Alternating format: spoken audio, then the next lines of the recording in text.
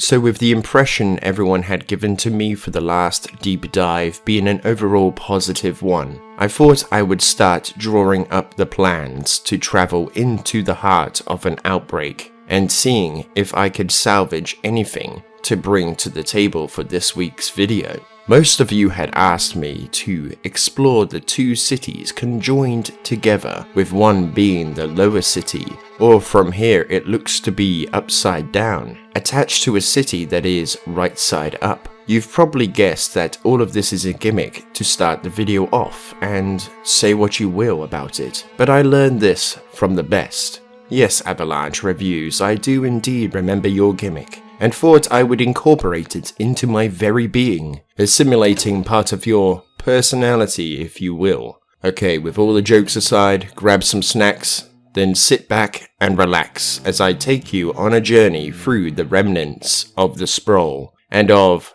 Titan Station. Obviously, the wreckage of this once proud and sprawling civilization has engulfed most of the city, but I will try to explore as much as possible, as there is at least a surviving portion to this city, along with the Undercity too.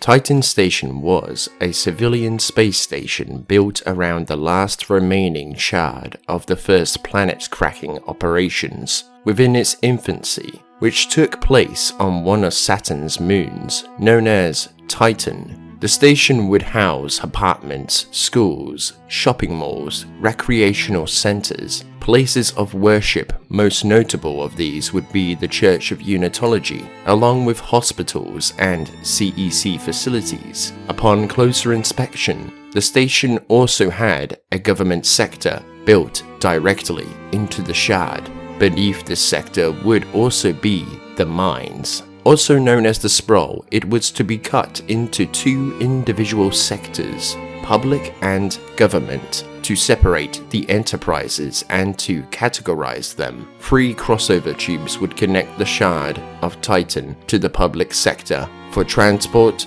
to and back from the government sector and mines. Let us look into the government sector and the Titan mines first, and we will stretch our exploration through towards the public sector. I don't quite know why to start here, but something tells me that we should. The government sector is the structure located inside of the Titan shard, with pieces of the infrastructure poking out. Most notable of this would be the marker shell, built to contain the marker's carrier wave that could produce some very uncomfortable symptoms to those exposed to this. The government sector would be used for scientific research. Most notable of these researches would be the golden marker research and the replication of the markers. Heading through the main doors, we can see a waiting area for the reception. Those who would be heading to work would clock in here, and those visiting with an appointment for whatever business they would have would sign in as a visitor and be escorted to the offices of whom they would be speaking to.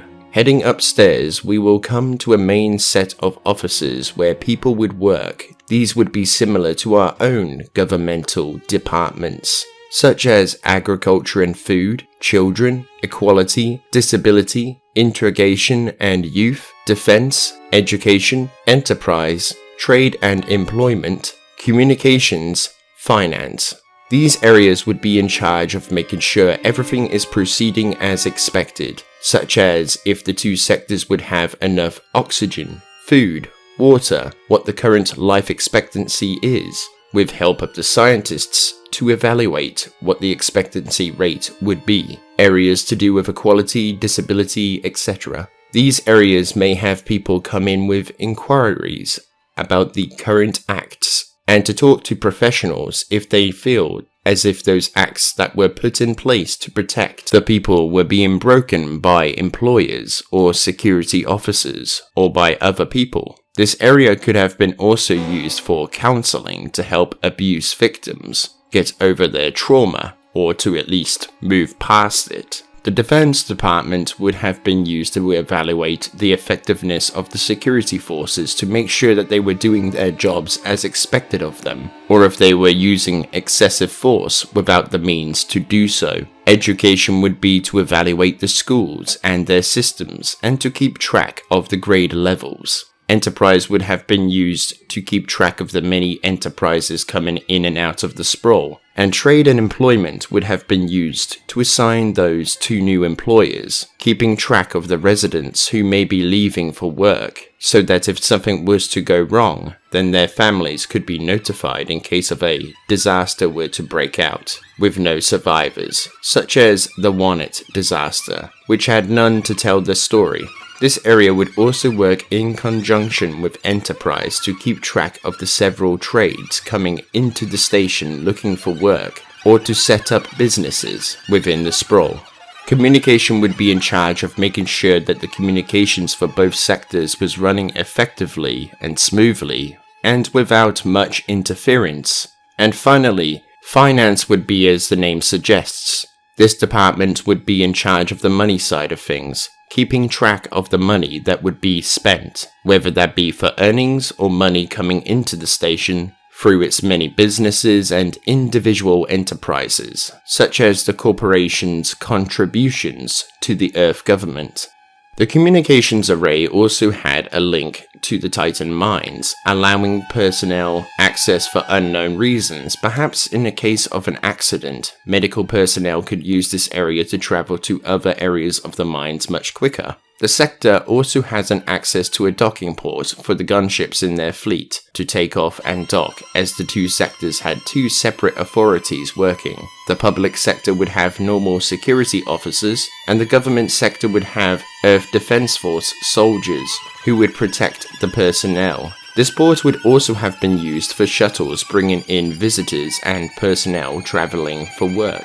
Heading through the huge bulkhead door, we come to the first set of many labs that would have been used to help research the marker code or the mental blueprints to be used to build new markers, and how the newly built markers could have been used to save humanity from total collapse. Proceeding further through these labs brings us to another lab. What it would have been used for is currently unknown. However, from the sheer size, it could have been seen to be a staging area for something, or perhaps to store something here. Moving further into the depths of Titan will bring us to the marker labs, where the scientists would have extra means of making these monoliths by the use of 3D printers with the use of lasers that would work in a circular motion. The tanks would have been used to develop the skeleton of the markers by developing the minerals, hence being dubbed the mineral baths.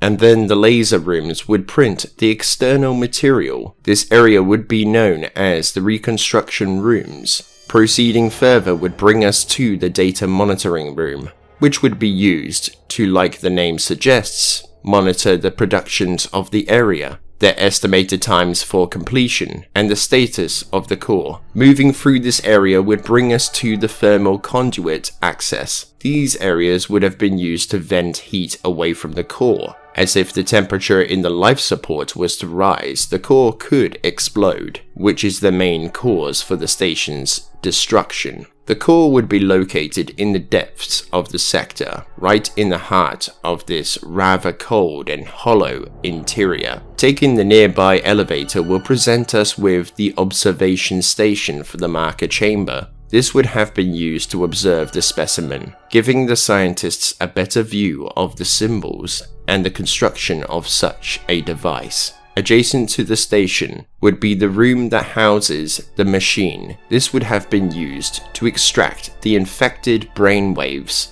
to produce a mental blueprint in the case of reconstructing the markers. By infected, I actually mean a specimen that has come into close contact with other markers, or shards of them, imprinting these symbols into the minds of those nearby.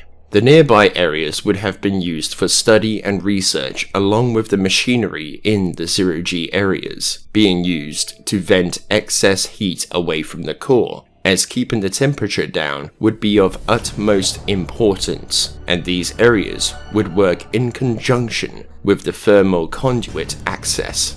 Traveling deeper into the government sector, we will come up to an interior tram system that would take personnel to certain locations within the sector, including the entrance to the Titan mines. However, unlike the tram system in the Ishimura, these would be platforms that people would ride instead of carriages. These trams would travel through the sector to the labs, research areas, the mines, and to the crossover tubes. The government sector would also have a security station that would oversee not just this sector but the entire station, including a hologram of the public sector. This would have been used to track personnel through places of interest through their rig signals. However, this area also has the ability to seal the crossover tubes in the case of an emergency, pandemic, or disaster occurring on either side. Let us move past these rather cold and lifeless corridors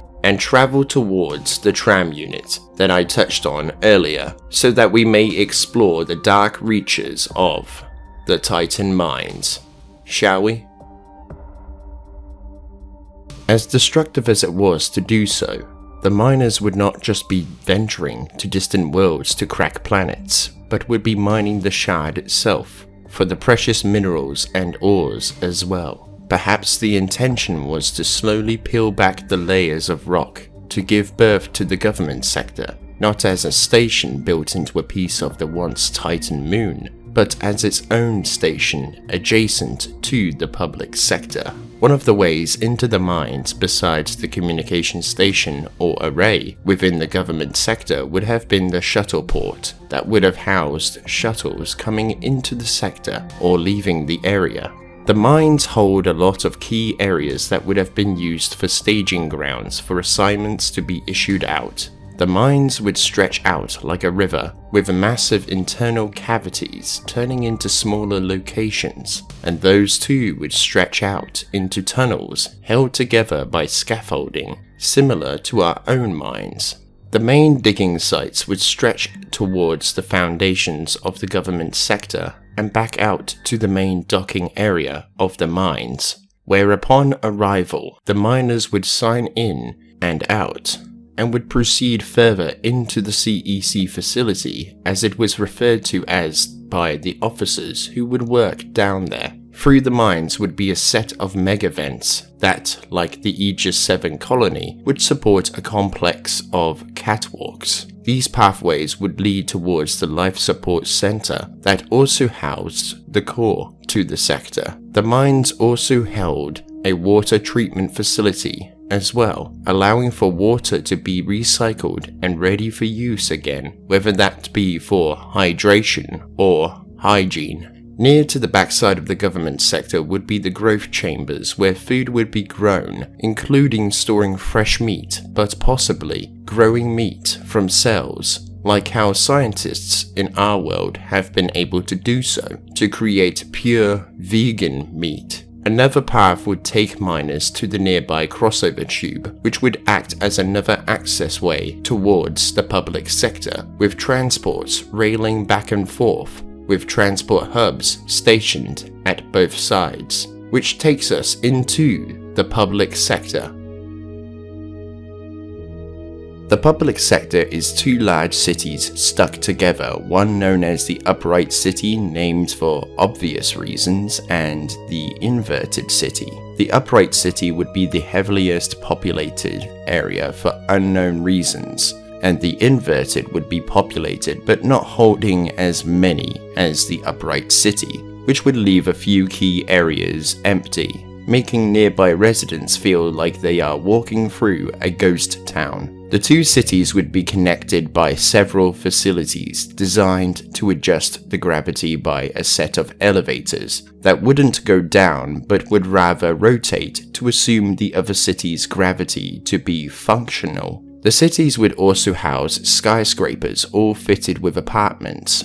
Most notable of these would be the Cassini Towers and the Titan Heights. The Titan Heights would also hold parties for the residents, those being the miners and workers, The Cassini towers were reserved for those within the religion of Unitology. Moving away from the apartment complexes, we will come to the Concourse. These areas would be like shopping malls, each holding businesses and stores. For this one, the first floor would house 9 outlets, those being Watch, a workshop equipped with a bench, the Unitology Resource Center, UHU, a holographic erotica shop, a media bar, a hair salon called Bold Stylings, the Beauty of Real Wood, which is a showroom of genuine wooden furniture, Fit Meter, an exercise equipment store, and a gymnasium, Levitations, a 0G bed and furniture store, and a Lightspeed energy bar stand.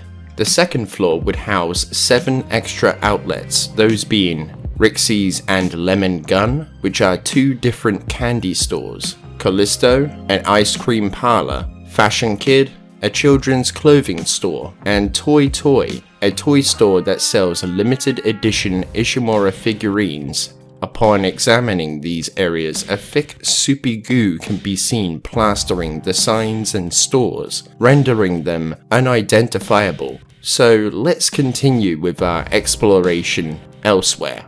Moving up the elevator, we will come to a short hallway. One door would lead into a CEC storage facility, and the other at the end of the hall will lead into one of the Titan Station elementaries, containing several classrooms used for teaching children from ages 6 to 16, with a few rooms designed to work as nurseries for younger children. These schools would be accessible to children and parents of many different languages, ensuring that no such language barrier would be present. Moving through the nursery will take us to another classroom designed for young children. On the other side of the door, next to the teacher's desk, will take us to the gymnasium, locker room, and through the double doors will take us to the gymnasium that also functions as a cafeteria and stage area that children would perform plays, along with a bench rack for parents and siblings they would be performing on a monthly basis. Moving past this area will present us with the playroom area, where kids would play when break times and lunch times would be issued, with an elevator present inside that leads into the transport hub for those bringing their kids in from the other side. Now that we are here, we might as well look at the hub itself. The ground floor would be a waiting area that we would see in our own world as we wait to buy tickets or to redeem online purchases. And while people wait, they would be able to marvel at the sights of the spacesuits that were worn by the first miners building the space station, that being the vintage designs. The transport that would dock at the transport hub would travel throughout the public sector and to the government sector, taking members of the public to locations all over the station. The transport would be similar to the tram system on the USG Ishimura, however would resemble a subway train from our world that would be connected to a rail suspending it from the ceiling. Let us move away from this area and take the cargo lift nearby to the CEC facility.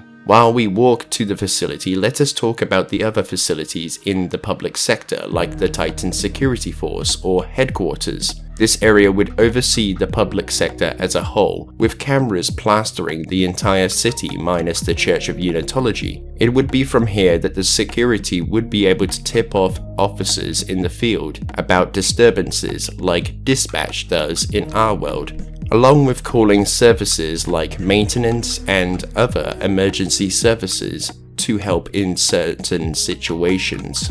The Sprawl would contain several trash compacting facilities, all working in conjunction to dispose of trash efficiently and effectively within the cities. The occupants would send their trash down a chute, which will take the trash to the holding areas, and from those areas there will be tunnels that lead down into the trash compactors that will crush everything into blocks that will be transported to the CEC facilities to be burned and destroyed, creating fuel, recycling the trash into something new to be used again. Like many people say, one man's trash is another man's fuel, or something like that. An access way would be available to be used to traverse back up to the city. The CEC facility within the public sector was one of many throughout the station, housing such roles as storing goods such as machinery or parts for those machines, or replacements. Travelling into this area will present us with the worker entrance, which would lead those who work here to their separate working sectors. Travelling further will take us to the system's control room that would have been used to analyze the system's status, to make sure everything is working in perfect order, and to keep track of the machinery that would be creating fuel for ships and other enterprises, along with creating electricity to fuel the cities and government sector. Taking the access way to the 0G area will grant us access to the machinery that would be used to rip and destroy materials apart, along with creating kinetic energy for the city's power conduits. Moving back to the security station and moving past it will take us to the maintenance area that would be used to repair transport vessels and perhaps ships at the top of this location. However, looking below the maintenance bay will show us to the fuel core. That would be the location that workers would begin creating other power energies, such as the electricity we talked about, by burning materials that had been shredded or destroyed, along with creating new forms of fuel for humanity's fleet of gunships, transports, and planet crackers, along with other ships or shuttles. The fusion reactors in the core would also help to power the entire station. Traveling back the way we came and to the transport hub will present another path to the solar array, which would take us to the service elevator. Adjacent to the elevator would be the 0G area that would be used to perform maintenance checks and repairs to the elevator. This elevator was like a cargo lift, but would be primarily used to transport large groups of people to the solar array. Moving past the elevator docking station will take us to the interior workings of the ring. Most of the ring would house workers and technicians to keep the array working in pristine condition. The role of the solar array was to provide power in the early years of the Sprawl, but was soon replaced by the fusion reactors in the CEC facility fuel cores. The station would also house a living quarter for the supervisor working up there, who would continue to work even while the ring was obsolete, which would have been maintained by the supervisor in case the array was needed in the future. Going through the ring will bring us to a smaller crossover tube that connects the ring to the solar array. Upon activation, the center will disconnect from the ring and float upwards towards the sun, catching the light with its massive solar panels that would soak up the solar energy to fuel the solar array, in return to provide power to Titan Station below it.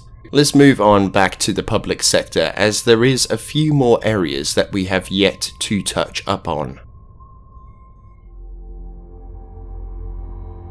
Located at the base of the Cassini Towers is the Church of Unitology. Going through the doors of the church will take us on a journey through a sort of history lesson of Unitology, allowing visitors to understand the history of their martyr, Michael Altman. This area would be known as the Altman Plaza. Venturing further will take us to a sort of waiting area where visitors and new believers would wait to be beckoned inside by one of the official scholars or vested members. Inside would take us to the reception of Unitology, where people who were interested in joining the religion, would be able to ask at the counters and apply within. Through the left-hand side doors there would be a reading room and gift shop labelled as Acquisitions, which would allow certain members further access to the rest of the church if given clearance through a back door. The right-hand side door would lead through to the Unity Library and indoctrination areas, as they so elegantly put it, labelled as the Overwatch Department. Taking this route would lead us into the cleansing area. However, we are not allowed in here as we are not vested within the light, as they put it. Another area nearby would be known as the clergy, where indoctrination and administration would take place. Moving through the library, an upper lift would take us to the parish hall, where we will find the so-called indoctrination room, an observational center which houses a maintenance shaft leading into a study for unknown reasons. Perhaps an ulterior escape method. Within the observational center would be cameras littered all over the church, acting as a sort of security center, if you will. Moving past this area will bring us to the basilica, where courts would be held, as well as serving other official and public functions. On the other balcony, we can travel through a set of doors and through to the funerary wing, where, like the name suggests,